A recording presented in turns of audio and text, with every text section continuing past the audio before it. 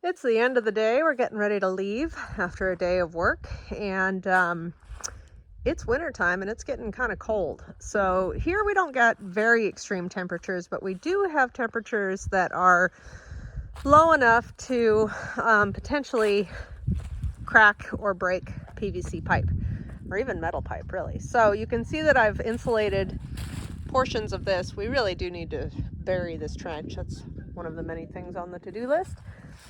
What I'm primarily concerned about, though, is the water heater.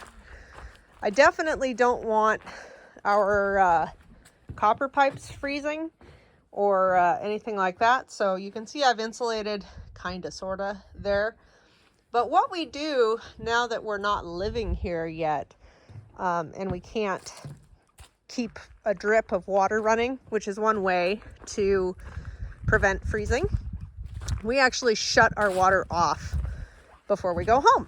So I'm gonna go ahead and do that. Righty tighty, lefty loosey, or my new favorite, time is always tight.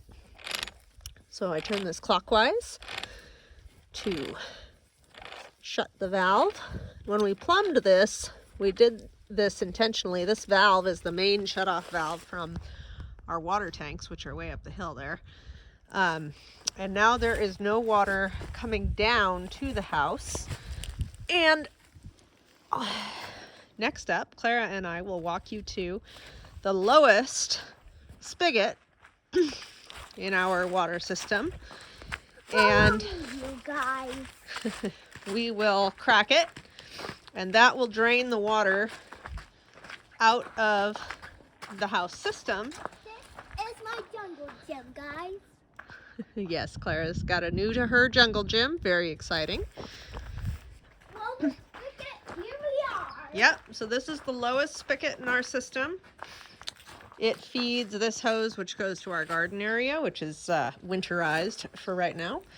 And now I'm going to crack this. You can hear it turn on there. And that lets water run through our system between that valve I showed you and the garden. Takes a little pressure out so that when water expands, when it freezes, it will not be clogged.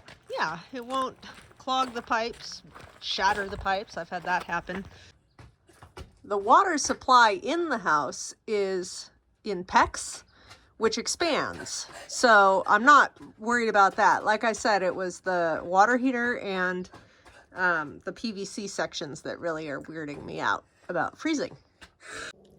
Yes, turning the water off is an extra step, and it's kind of a pain in the neck, but it's not nearly as much of a pain in the neck as it would be to have to completely replace any of those stretches of pipe or line if they were to break.